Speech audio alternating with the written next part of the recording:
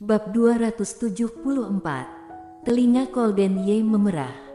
Pertama kali, Claire Sen berterima kasih padanya dengan sangat lembut untuk pertama kalinya. Colden Ye merasa dadanya terasa hangat. Ternyata ini rasanya menyukai seseorang. Colden Ye belum pernah merasakan kehangatan seperti ini sebelumnya. Sekarang dia malah sangat serakah. Dia tinggal dalam kegelapan terlalu lama, ditambah dengan identitas Claire Sen, membuatnya sangat menolak.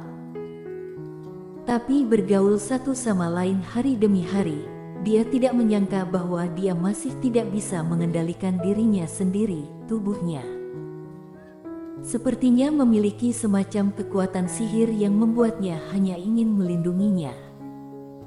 Colden Ye menutup matanya, meletakkan tangannya yang besar di punggungnya, memeluknya erat-erat. Mereka berdua berpelukan erat. Pada saat ini, Claire Sen tahu bahwa meskipun tubuh mereka tidak berhubungan, tetapi ini adalah pertama kalinya hati mereka paling dekat. Di tahun-tahun mendatang, bahkan jika dia sendirian, dia selalu dapat mengingat momen ini. Asteris. Claire Sen dan Colden Ye dapat dikatakan memiliki hubungan dari hati ke hati, meskipun Colden Ye belum memberitahunya apa yang terjadi pada dia dan Sally Han. Sebagai istrinya, Claire Sen merasa dirinya harus mempercayainya sekali dan memberinya sebuah kesempatan. Jadi dia tidak pernah bertanya tentang Sally Han lagi, hanya diam-diam menunggu dia untuk memberikan jawaban. Hanya saja, selama ini, Colden Ye masih melarangnya untuk keluar, hanya mengizinkannya tinggal di villa sendirian. Setiap hari ada orang khusus yang menjaga pola makan dan kehidupan sehari-harinya. Colden Ye pergi bekerja di siang hari dan kembali di malam hari, kemudian menemaninya makan bersama, dan hari-hari kecil itu menyenangkan. Ketika para pelayan melihat bertambah seorang nyonya muda di villa, mereka menjadi sibuk memikirkan cara untuk menyenangkan Claire Sen setiap hari. Area pemandangan villa yang awalnya dingin menjadi ramai. Arthur Xiao juga senang melihat kedua orang itu hidup dalam harmoni. Namun, Colden Ye tidak membiarkan Claire Sen menghubungi dunia luar. Semua beritanya datang dari Colden Ye. Jadi pada hari ini, Claire Sen meminta Colden Ye untuk mendapatkan kembali ponselnya. Ponselku disita olehmu, bukan? Kembalikan kepadaku. Mendengar ini, Colden Ye mengerutkan kening. Untuk apa ponselmu? Pasti untuk menghubungi temanku. Semua orang mengkhawatirkanku, aku ingin memberitahu mereka. Claire Sen sedang memikirkan Gita, dia tidak muncul selama berhari-hari. Pasti Gita yang menjadi orang paling khawatir pada dirinya sendiri, jadi dia harus memberitahunya bahwa dia aman. Dia juga memiliki banyak obrolan untuk diberitahu pada Gita. Tidak, Colden Ye langsung menolaknya. Mengapa? Claire Sen bingung, apakah aku harus tinggal di sini sepanjang hidup dan tidak pernah dapat menggunakan ponsel? Colden Ye menggenggam pergelangan tangannya, apakah bersama denganku tidak baik? Kamu mengambil ponsel kembali, siapa yang ingin kamu hubungi? Davin Ye. Memang, dia telah mencarimu akhir-akhir ini, tetapi aku tidak akan mengizinkan kalian untuk bertemu. Davin Ye. Apakah dia benar-benar mencari dirinya? Mata Claire Sen berkilat, kemudian melihat penampilan Colden Ye yang acuh tak acuh, tidak bisa menahan diri untuk tidak mengangkat bibirnya. Jadi alasan kamu menyita ponselku adalah karena kamu takut aku akan menghubunginya. Tatapan Colden Ye menghindar, tidak menjawab percakapan. Apakah kamu cemburu? Claire Sen bertanya lagi. Pelayan di sebelahnya masih berdiri di sana, mendengar mereka berdua menggoda seperti ini, tidak bisa menahan diri untuk tidak mengulurkan tangan untuk menutupi bibir dan tertawa. Ada tawa kecil, Golden Ye tiba-tiba tampak serius, tetapi telinganya berwarna merah. Apa yang kalian tertawakan? Dia memarahi dengan dingin keluar. Ekspresi para pelayan berubah, tetapi ketika melihat telinga Golden Ye merah, mereka tidak takut, mereka semua keluar bersama sambil tersenyum. Hanya Claire Sen dan Golden Ye yang tersisa di ruangan. Claire Sen memiringkan kepalanya dan menatap telinganya yang setengah merah, dan bertanya polos, "Mengapa telingamu merah?"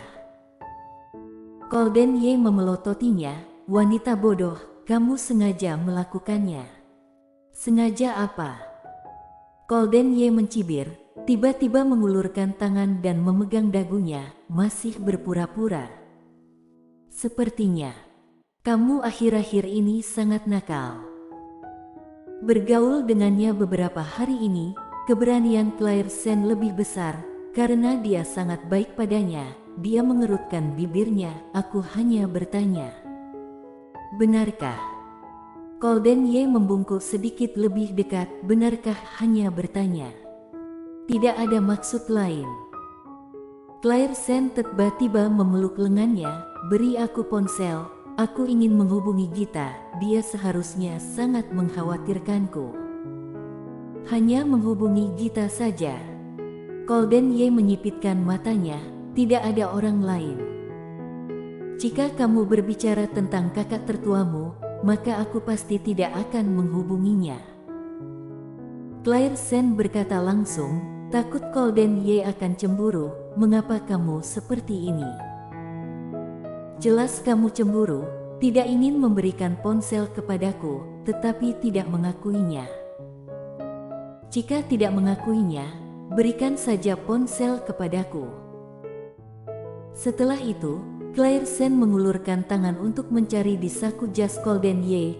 Golden Ye mengerutkan kening dan memegang pergelangan tangannya, berkata dengan suara serak, "Jangan sembarang meraba. Lalu kamu kembalikan ponsel padaku." "Tidak." Golden Ye sekali lagi menolaknya, tiba-tiba memikirkan sesuatu, "Jika kamu ingin bertemu Gita, aku bisa meminta Arthur Xiao untuk membawakannya menemuimu." "Membawa Gita menemuinya?" "Sepertinya tidak ada yang salah dengan ini, tapi bolehkah Gita datang tempat ini? Dia adalah temanmu." "Tentu saja boleh." "Ponselku." "Keputusanku sudah bulat." Claire Sen. Keesokan harinya, Arthur Xiao membawa Gita. Ketika Gita berdiri di depannya, Gita masih merasa tidak nyata, berdiri di sana menatap Claire Sen. "Ya Tuhan, apakah aku bermimpi? Ada apa?" Gita membuka mulutnya lebar-lebar, "Sepanjang jalan tadi, ini Great Lake Villa. Ada masalah apa?" Claire Sen menatapnya.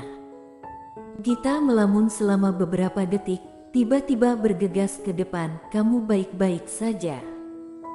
"Tidak masalah. Katakan padaku mengapa kamu ada di sini." Claire Sen. "Kamu lepaskan aku dulu, aku hampir dicekik olehmu."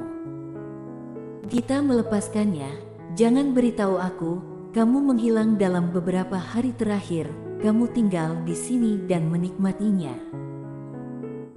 "Ya Tuhan, kamu terlalu keterlaluan, kamu baru memanggilku sekarang, aku ketakutan karenamu akhir-akhir ini, aku takut sesuatu akan terjadi padamu, tetapi kamu telah menikmatinya sepanjang waktu." Claire Sen melirik Arthur Xiao yang tidak jauh di belakang Gita. Dia mengerti dan mengangguk, kemudian keluar. Mereka berdua ditinggalkan di kamar. Claire Sen menariknya untuk duduk di sampingnya. "Bukannya aku tidak mencarimu, tetapi ponselku disita oleh Golden Ye, dan aku tidak bisa menghubungimu." "Gita, untuk apa dia menyita ponselmu?"